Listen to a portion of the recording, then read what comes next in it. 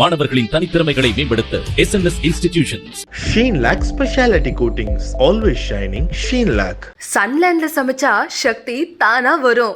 ராகுல் காந்தி அவர் எப்படிப்பட்டவர்? 2004 to 14 பார்த்துருப்பீங்க. 14க்கு பிறகு இப்போ வரைக்குமான ராகுல் காந்தியும் பார்த்துருப்பீங்க. சார், ராகுல் காந்தியை நான் ஒரு நல்ல மனுஷனாக பார்க்குறேன் சார். ஆனால் ஒரு வல்லவராக, ஒரு தலைவராக பார்க்கல.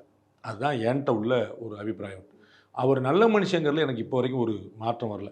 அவர் நல்ல மகனாக இருக்கிறார், நல்ல தலைமை பண்போடு இருக்குன்னு நினைக்கிறார்.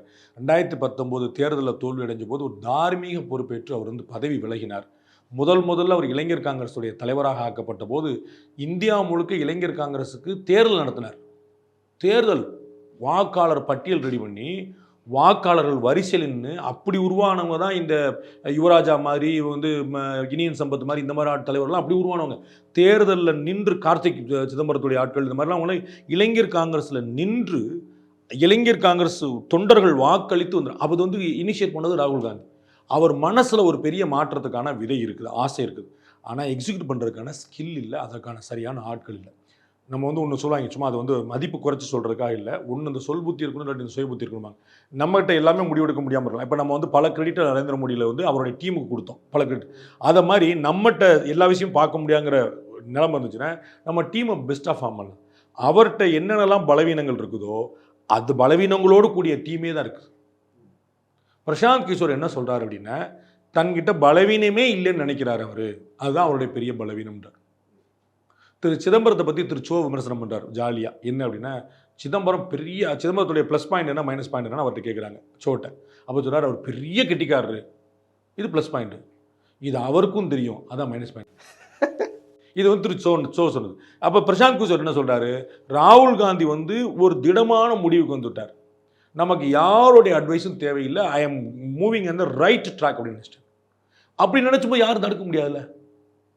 அதே பிரசாந்த் கிஷோர், நான் உங்களுக்கு எதுக்கு பிரசாந்த் கிஷோர் சொல்கிறேன்னா, அவர் காங்கிரஸ் கட்சி வெல்லணும் என்பதற்காக கிட்டத்தட்ட 3-4 மாதம் இந்த காங்கிரஸ் கட்சி தலைவரோடு உட்காந்து மாறி டெவல் சர்டிஃபிகேட் பண்ணி பயங்கரமான ஆலோசனை பண்ணி கடைசியில் இவங்க யாரும் அதை ஒத்துக்க மாட்டாங்க, ஏற்க மாட்டாங்கன்னு சொல்லிட்டு வெளியே வந்தவர். இன்னைக்கு திரு சுனில் இருக்கக்கூடிய இடத்துல அவர் இருந்து அவரோட அட்வைஸ் பண்ணி சோனியா காந்தி, பிரியங்கா காந்தி, ராகுல் காந்தி, சிதம்பரம், ஆண்டனி, எல்லாரும், ஜெயராம் ரமேஷ், எல்லா பெரிய மனிதர்களும், குலாம் நபி ஆசாத், எல்லா பெரிய மனிதர்களும் இருந்து அவங்க எல்லாம் கேட்டு அவங்களெல்லாம் டெவல்ஸ் ஒரு நாள் 2 நாள் இல்லை மாறி. அப்புறம் இவங்க தனியாக, சோனியா காந்தி மட்டும் தனியாக, ராகுல் காந்தி மட்டும் தனியாக, சோனியா ராகுல் பிரியங்கா மட்டும் இப்படி மாறி மாசக்கணக்கில் டிஸ்கஸ் பண்ணி எப்படி பிஜேபியை தோற்கடிச்சு காங்கிரஸ் கட்சி வளர்க்குறது ஆலோசனை பண்ணவர். ரைட். நரேந்திர மோடி மீது தனிப்பட்ட முறையிலும் பாஜக மீதும் கடும் கோபம் கொண்டவர். இது அவர்கிட்ட நீங்கள் கேட்டாலே தெரியும். அவர் சொல்கிறாரு, நரேந்திர மோடி ஒரு கிரேட் லிசனர் என்று. நரேந்திர மோடிட்ட ஒரு அட்வான்டேஜ் என்ன சார் அப்படின்னு கேட்டால், பயங்கரமாக கேட்பாருங்க. தேவேந்திரன் போயிட்டு தலைவரே அப்படின்னா சொல்லுங்க அப்படிம்பார். ஏய் போப்பா அப்படின்னு சொல்ல மாட்டார், சொல்லுங்க அப்படிம்பார். ஹீ இஸ் அ கிரேட் லிசனர்ன்ற. அதுதான் ஒரு தலைமைக்கான. நீங்கள் செய்யாமல் போங்க. நான் வேற ஒரு விஷயம் சொல்கிறேன். மூப்பனார் அவர்கள்ட்ட கேட்டாங்க, ஜெயலலிதா டீம் கூட்டணியில் இருந்திருக்கீங்க, கருணாநிதி டீம் கூட்டணியில் இருக்கு, 2 பேருக்கும் என்ன ஒற்றுமை வேறுபாடு? அவர் சொன்னார், 2 பேருமே அவங்க நினச்சது தான் செய்வாங்க. 2 பேருமே அவங்க நினச்சா செய்வாங்க. அந்த அம்மாட்ட சொல்ல முடியாது, இவர்கிட்ட சொல்லவா செஞ்சுக்கலாம். ஆனால் இவரும் அவர் நினச்சதான் செய்வார், அந்த அம்மா அவங்க நினச்சதான் செய்யும். அது டிசிஷன் மேக்கிங்கில் சேஞ்ச் இல்லை, பட் ஹீ வில் லிசன். அதனால தான் அவர் நீங்கள் சாணக்கியர்னு சொன்னீங்க, ராஜதந்திரின்னு சொன்னீங்க, அதனால தான் ஜனாதிபதி அவர் வீட்டு வாசல் என்னன்னு சொன்னீங்க. புரியுங்களா உங்களுக்கு? இந்த அம்மா ஏன் இருக்கும்போது ஒரு வேறு மாதிரியான ஒரு கருத்தை ஏன் சம்பாதிச்சாங்க? இதுதான் பாயிண்ட். அவர் எல்லாரும் கேட்டார், செய்ய போகிறது அவர் முடிவு பண்ணு தான். திரு நரேந்திர மோடி உங்கள் பேச்சை கேட்பாரா? அவர் நினைச்சதான் செய்வார். தேவேந்திரன் என்ன நினைக்கிறான்? ஓகே, ஓஹோ அப்படியா, சரி, அப்போ நான் அதுக்கான ஆல்டர்னேட்டிவ் என்னன்னு யோசிக்கிறேன். ராகுல் காந்தி கேட்க மாட்டாருன்ற. அதுதான் பிரச்சனை. அதனால தான் உங்களுக்கு என்னென்ன 2004, 2009, 2014, 2019, 2024 தொடர் தோல்விகள். மாநிலங்கள் கையை விட்டு போகுது, மத்தியில் கையில் விட்டு போகுது, கட்சி கையை விட்டு போகுது. சார், உங்கள் தலைமை வேண்டான்னு குரல் வந்துருச்சே, பிரியங்கா காந்தியை கொண்டு வாங்கன்னு வந்துருச்சு. எப்படி இதுக்கான பேச்சு வரும்? இன்னைக்கு யாராவது எங்களுடைய பிரதமர் கேண்டிடேட் யோகி ஆதித்யநாத் தான் யாராவது சொல்றாங்களா? பிஜேபியில் ஒருத்தர் சொல்லிடுவாரா? புரியுதுங்களா? ஆனால் பிரியங்கா கொண்டு வாங்கன்னு வந்துருச்சே. அவ்வளோதான் பாயிண்ட். அவருக்கு தன் வழி எறிந்து மாற்றான் வழி எறிந்துன்றான் வள்ளுவன். நம்முடைய ஸ்ட்ரென்த் என்னன்னு தெரியணும். நம்முடைய ஸ்வாட் அனாலிசிஸ் சொல்லுவாங்க, ஸ்ட்ரென்த் வீக்னஸ் எல்லாமே, ஆப்பர்ச்சுனிட்டிஸ் எல்லாமே. ஸோ என்கிட்ட என்ன பலம், என்ன பலவீனம், எதிரிகள்கிட்ட என்ன பலவீனம், என்ன அது புரிஞ்சுக்க மாட்டேன். அதுதான் பெரியது. நான் அவர் நல்ல மனுஷன் நினைக்கிறேன். சோனியா காந்தி அவர்கள் மீது நான் இந்த கமெண்ட் வைக்க மாட்டேன். எனக்கு அதில் குழப்பம் இருக்குது, என்னால் முடிவாக முடியும். நான் ராகுல் காந்தி நான் க்ளோஸாக ஃபாலோ பண்ண ஆரம்பித்தனால 2019 தேர்தலுக்கு ராஜினாமா பண்ணாலும் சாதாரண விஷயம் இல்லை. அந்த கடிதத்தில் ஒரு கண்ணீர் இருக்குது, அந்த கடிதத்தில் ஒரு விரக்தி இருக்குது. அவரே சொல்கிறாரு, ஒரு கட்டத்தில் நான் அனைவராலும் தனித்து விடப்பட்டேன், கட்சியே கைவிடுதுன்றார்.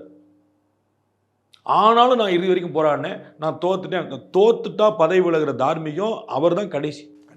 ஆமாம், நம்ம லால் பகதூர் சாஸ்திரி சொல்லுவோம், அந்த காலத்தில் ரயிலில் போனார், யார் இருந்தா அப்புறம் இவர் யாருமே இல்லையே. நம்ம ரீசெண்ட் டேஸில் பார்த்த ஒரே மனிதர் அவர். எந்த கட்சிக்காரங்க பண்ணியிருக்காங்க, எந்த கட்சியில் பண்ணியிருக்காங்க, பண்ணேன் போயா அப்படின்பாங்க. உன்னால தான் தோத்தேன், உன்னால தான் சண்டை போடுவாங்க. நான் பொறுப்பெடுக்கிறேன்னு எடுத்த ஒரு மனுஷன், அது ஒரு ஆச்சரியம். அதில் ஒன்றும் குழப்பம் இல்லை. பட் அவருக்கு வந்து தன்னுடைய பலவீனம் தெரியல, தன்னுடைய பலம் தெரியல, எதிரியோட பலம் தெரியல, எதிரியோட பலவீனம் தெரியல. சார், இந்த பாரத் ஜோடோ யாத்திரை இந்த மாதிரியான விஷயங்கள் அவரோட இமேஜை மாற்றிருக்கா? அல்லது மக்கள் வந்து பார்க்க வருவாங்க. பிரகாஷ் ராஜ் போனாலும் பார்ப்பாங்க, கமல் போனால் பார்ப்பாங்க, ரஜினி போனால் பார்ப்பாங்க, எல்லாரும் போனாலும் பார்ப்பாங்க. ஓட்டு போடுவாங்களான்னு கேட்கும். கமல்ஹாசன் தமிழ்நாட்டில் சூப்பர் ஸ்டாரா இல்லையா? எப்பேற்பட்ட நடிகர். கமல்ஹாசனுக்கான ஃபேன் ஃபாலோயிங் சாதாரணமாக 70+ வயசு, அப்பா சித்தப்பா வயசு. இன்னைக்கு அவருக்கு என்ன ஃபேன் ஃபாலோயிங் இருக்குது, பிரமாதம். ஓட்டு எங்கே போச்சு?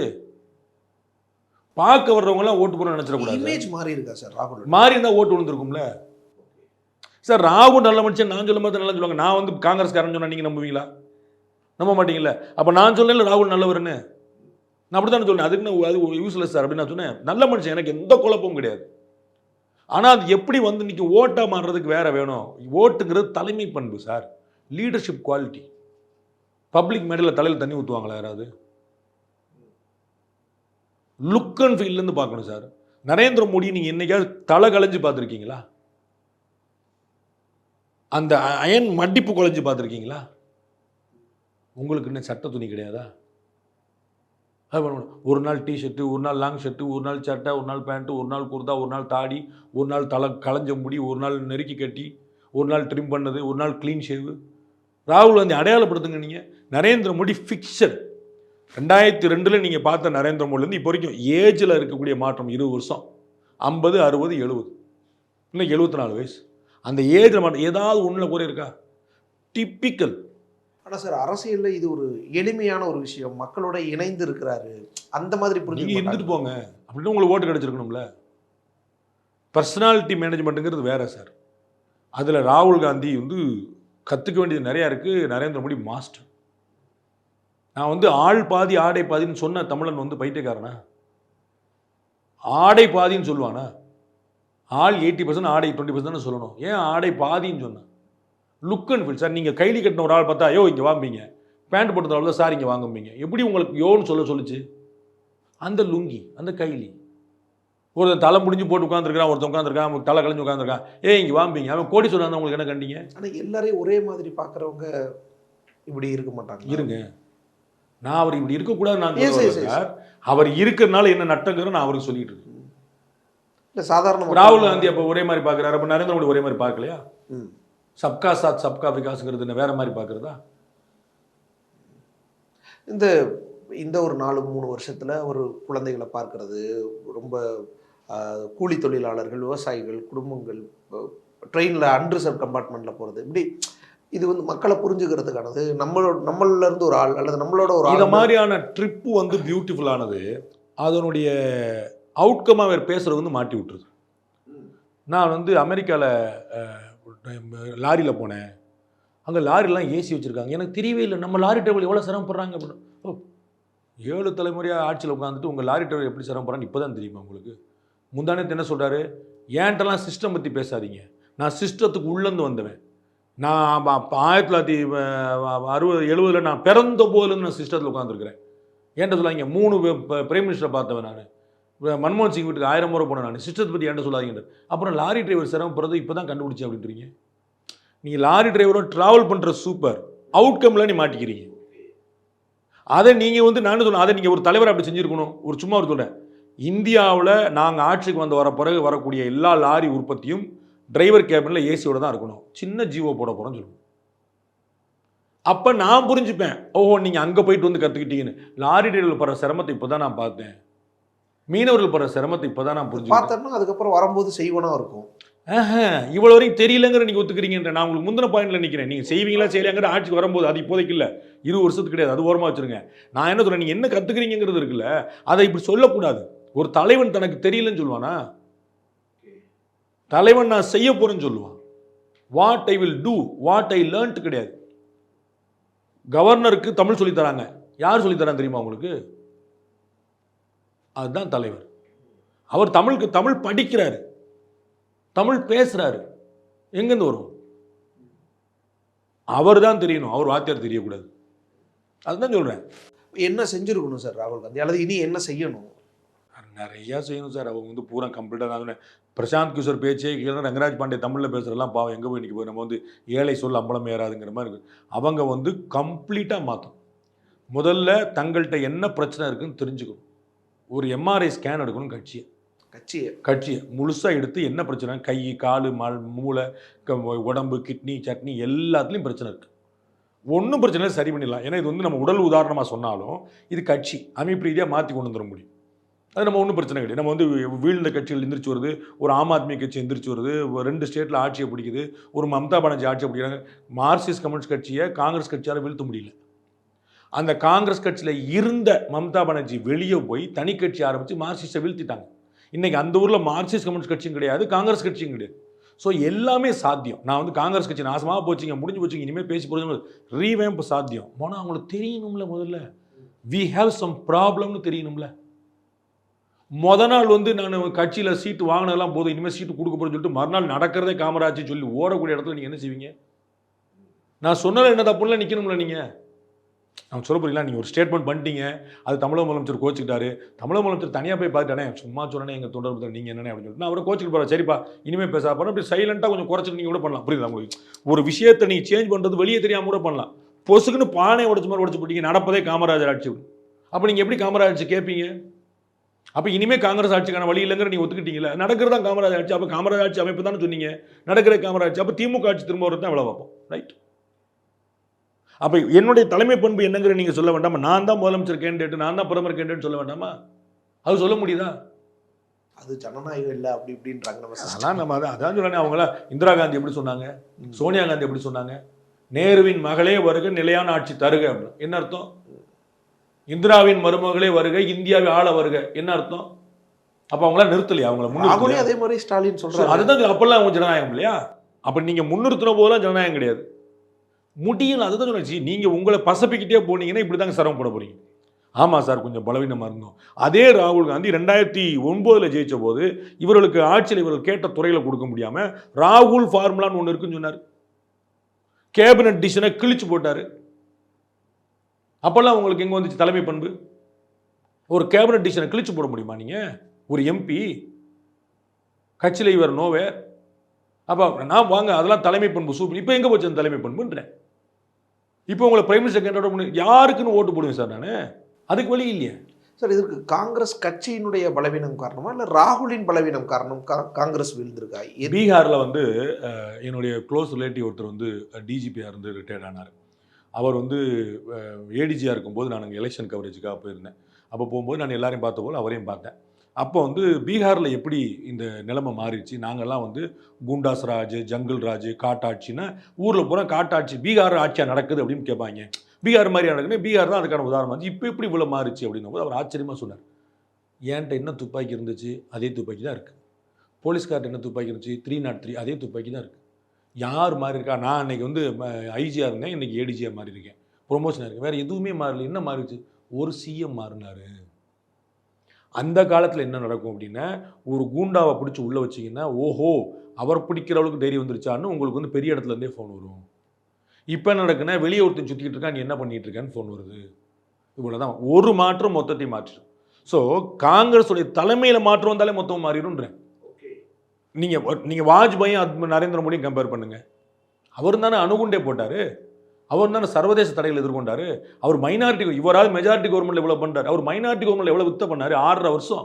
இந்த பக்கம் ஜெயலலிதா ஒரு பக்கம் பிரச்சனை, இந்த பக்கம் கருணாநிதி ஒரு பக்கம் பிரச்சனை, இந்த பக்கம் கூட்டணி கட்சிகள் ஒரு பக்கம் பிரச்சனை, ஆளாளுக்கு ஒரு தலைவலி, ஆளாளுக்கு வேற கட்சி, ஜார்ஜ் பெர்னாண்டஸ் வேற கட்சி, அவர் என்னமோ பேச ஆரம்பிச்சார், என்னமோ பண்ணாங்க. அவ்வளவு மீறி எப்படி கொண்டு வந்து பண்ணார், எவ்வளோ சாதனைகளை பண்ணார், எவ்வளோ இன்னைக்கு நம்ம பார்க்குற தங்க நாற்கர சாலைக்கு வித்துட்டவர் யார்? இன்னைக்கு இருக்கக்கூடிய இந்த ஆரம்ப சுகாதார நிலையங்களுக்கு வித்திட்டவர் யாரு? இந்த ஆஷா திட்டங்களுக்கு வித்திட்டவர், இந்தியாவில் நடந்திருக்கக்கூடிய அத்தனை திட்டங்களுக்கும் அடிப்படை போட்டவர், ஜிஎஸ்டிக்கு வித்திட்டவர் யாரு, வேட்டுக்கு வித்திட்டவர் யாரு? அங்கேருந்து ஆரம்பிக்குது எல்லாமே. அப்போ எப்படி சாத்தியமாச்சு? அப்போ வாஜ்பாயே சூப்பராக கொடுத்தாரு. வாஜ்பாய் நரேந்திர மோடி கம்பேர் பண்ணி பாருங்க, பிஜேபிக்காரங்களே நரேந்திர மோடி சொல்லிடுவாங்க. அவ்வளோதான் பாய், ஒரு புலி பாய்ச்சல், அவ்வளோதான். அதே தான் இங்கே தேவைப்படுது. ஒரு தலைவர் மாறினார்னா நிறைய விஷயத்தை மாற்றிடலாம். அப்படி யார் வந்தால் நல்லா இருக்கும் அல்லது சரியா இருக்கும்? அவங்க பாடு சார், நம்ம என்ன செய்ய முடியும்? அவங்க கட்சியில் திரு நரேந்திர மோடி அருமையாக ஒரு வார்த்தை சொல்றார், தந்தி டிவியில் தான் சொன்னார்னு நினைக்கிறேன். காங்கிரஸ் கட்சி வளர்ச்சிக்கு என்ன செய்யணும்னு சொல்லி சொல்லும்போது அவங்க அவங்க கட்சியிலே நிறைய கெட்டிக்கார நல்ல தலைவர்கள் இருக்காங்க, அவங்க பேச்சை கேட்டால் போதுங்க. ஒரு என் பேச்செல்லாம் கேட்கல, அந்த கட்சியிலேயே நிறைய நல்ல தலைவர்கள் இருக்காங்க, அவங்க பேச்சை கேட்டால் போதும். அவர்களுக்கெல்லாம் எந்த மாதிரியும் அவெல்லாம் பொம்மை மாதிரி வரணும், தலையாட்டணும், போகணும், தலைமை சொல்கிறத கேட்கணும். அப்புறம் எப்படி இருக்கும்? ராகுல் காந்தி இல்லை, ராஜீவ் காந்தி போதே கிச்சன் கேபினட்னு சொல்லிட்டு இருந்தாங்க. அவர் பின்னாடி ஒரு கொட்டேரி இருக்குது, அவங்க தான் பண்ணுவாங்க, வேறு யாரும் அணுக முடியாது அப்படின்னு. அதில் தான் பாலானார். அவர் கூடவே இருந்த நிதியமைச்சர் விபி சிங் வெளியே போயிட்டு அவர் அவ்வளோ பெரிய புரட்சி பண்ணி பஞ்சாயத்து கூட்டி ராஜீவ் காந்தியோடைய பேங்க், ஸ்விஸ் பேங்க் அக்கௌண்ட் என்னுடைய வாட்சில் இருக்குன்னு சொல்லி எல்லாம் நம்பி போய் ஆட்சிக்கு நடுத்தருக்கு வந்தார். அப்போ அந்த மாதிரி ஒரு விஷயத்தை அனுபவிச்சா, டெக்கான் நேஷனல் ஹெரால்டு கேஸில் அவங்க குடும்பமே இருக்கு, அது மாட்ட வேண்டிய கேஸ், அது செய்ய வேண்டிய காரியமா அது? அப்போ உங்களுக்கு ஆசை, அது எப்படி நிற்க முடியாது? சோனியா காந்தி சொல்லும்போது அதை பற்றி அவங்கள பற்றி நான் சொல்லலை, அது எனக்கு குழப்பமாக இருக்குன்னு சொன்னீங்க. ஏன் சார்? சரி, நான் அவங்க திரைக்கு பின்னாடி தான் ரொம்ப காலமாக இருந்திருக்கிறாங்க, அதனால் அவங்கள பற்றி எனக்கு தெரியாது. ராஜீவ்காந்தியோட மனைவியாக இருந்திருக்கிறாங்க, மனைவியாக இருந்து அவர் மரணித்த பிறகு அவங்க பின்னாடி தான் இருந்தாங்க. அப்போ சீதாராம் கேசரி வந்தார், நரசிம்மராவ் வந்தார், எல்லாம். அதுக்கப்புறம் திடீர்னு இவங்க அந்த பதவியை பிடிச்சாங்க. அதனால் எனக்கு தெரியல, அவங்களுடைய ஆட்சி நம்ம ஒன்று பார்க்கல, அவங்களுடைய ஆளுமை வெளியில் பார்க்கல. நான் பார்த்ததுலாம் அந்த மவுத் கே சோதாகர்னு சொன்னது, மரண வியாபாரின்னு சொன்னது, அது காலி. ஆனால் அவங்க தலைமையில் அவங்க ஜெயிச்சாங்கிறத மறந்துடக்கூடாது. 2004 வெற்றி அவங்க தலைமையிலங்கிற மறந்துடக்கூடாது, 2009 வெற்றி அவங்க தலைமையிலங்கிற மறந்துடக்கூடாது. ஸோ அதனால் ஒரு சக்ஸஸ்ஃபுல் லீடராக இருக்கலாம். அதனால தான் அவங்க கட்சியிலே பல பேர் சோனியா காந்தி திரும்ப கூப்பிட்டாங்க. ராகுல் காந்தி மாட்டேன்னு சொன்னபோது சோனியா காந்தியை செயல் தலைவராக கூட்டக்கான காரணம், she has a successful track, அந்த ட்ராக் ரெக்கார்ட் இருந்துச்சு. பட் அவங்க சீதாராம் கேசரியை எப்படி காலி பண்ணிட்டு அவங்க வந்தாங்கங்கிறதெல்லாம் நிறையா சொல்லுவாங்க. அது நரசிம்மராவை எப்படி அவங்க ஒதுக்குனாங்கிறதெல்லாம் நிறையா சொல்லுவாங்க. அதெல்லாம் நமக்கு ரொம்ப நரசிம்மராவுடைய சடலம் கூட காங்கிரஸ் கட்சி ஆஃபீஸ்க்கு போக முடியல. அவருடைய இறுதிச் சடங்குகள் டெல்லியில் நடத்தணும்னு அவ்வளோ உலக நாடுகள் விரும்பின போது, இந்திய தலைவர்கள் விரும்பின போது, ஹைதராபாத்துக்கு சடலம் பார்சல் பண்ணப்பட்டது. இங்கே ஒன்று இருந்துடக்கூடாது, அது நேருடைய சடலம், இந்திராவுடைய சடலம் மாதிரி அது ஒரு இடமா நினைவில்லமாக மாறி நின்றும் அப்படின்னு அங்கே இதை சொன்னது நான் இல்லை, திரு மன்மோகன் சிங்கோடைய பிஏ. நான் சொல்ல, காங்கிரஸ் கட்சியுடைய பிரதமருடைய கூட இருந்தவர் சொன்ன வார்த்தை.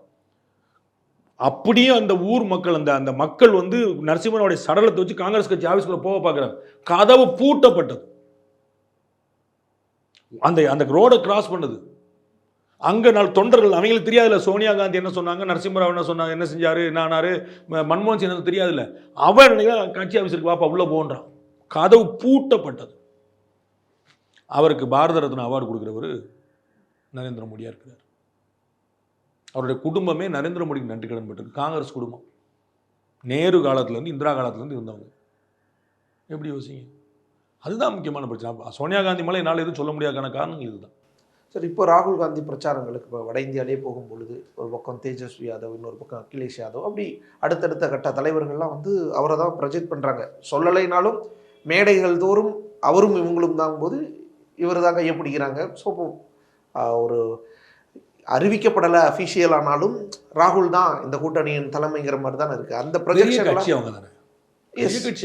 ராகுல் அதிகமான சீட்டு 2014 ஜெயிச்சவங்களும் அவங்க தான், 2019 ஜெயிச்சவங்க தான், 2024 ஜெயிக்க போகிறது அவங்க தான். அதில் ஒன்றும் குழப்பம், அதனால செய்கிறாங்க. அந்த இமேஜ் ராகுலுக்கு இப்போ உயர்ந்திருக்கு. ராகுல் தான் மோடிக்கு ஆப்போசிட். ராஜீவையும் இந்திராவையும் நடத்துன மாதிரி இவங்க நடத்துகிறாங்களான்னு பார்க்கணும். அதுதான் நீங்கள் பார்க்கணும். நீங்கள் தலைவர் எப்படி நடத்துகிறாங்கன்னு தேஜஸ்வி யாதவோட நல்லா தானே வச்சுருக்காங்க, அகிலேஷ் யாதவ் அப்படி யோசிக்கூடாது. ராஜீவ் எப்படி நடத்தப்பட்டாரு, இந்திரா எப்படி நடத்தப்பட்டாங்க, நேரு எப்படி நடத்தப்பட்டாரு. அப்படி இந்த மாதிரி சுச்சுவேஷனை ஒரு மோடியை வச்சுட்டு ஆப்போசிட்ல 10 வருஷம் இருந்த சுச்சுவேஷன் அவங்க ஏன் அந்த சுச்சுவேஷனுக்கு வந்தீங்க?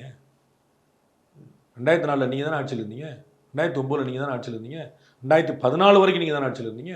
ஏன் இந்த நிலைமைக்கு வந்தீங்க? ஆட்சிக்கு வந்ததுக்கு நீங்கள் காரணம். ஆட்சி விட்டு போனதுக்கு யார் காரணம்? செல்வ பெருந்தகையா? ஆட்சிக்கு வந்தா நீங்க கிரெடிட் எடுக்கிறீங்கல்ல, அவன் ஆட்சி போனதுக்கு யார் கிரெடிட் எடுக்கணும்? ஸோ இப்போ இந்த 24 ராகுல் காந்திக்கு எப்படி இருக்கும்? அது 2019 மாதிரியே தான் இருக்கும், 2014 மாதிரியே தான் இருக்கும். எந்த முன்னேற்றமும் இல்லை. அது வந்து ஒரு ஜோசியத்தில் சினிமாவில் சொல்லுவாங்கல்ல, முதல்ல ஆரம்ப காலத்தில் கஷ்டப்பட்டு வேதனைப்பட்டு வெக்கப்பட்டு உருப்பட்டு இல்லை, அப்புறம் என்ன, அப்புறம் பழகிடும். ராகுல் காந்தி இப்போ தோல்விக்கு பழகிட்டார். அவருக்கு புதுசு இல்லையே. ஓகே.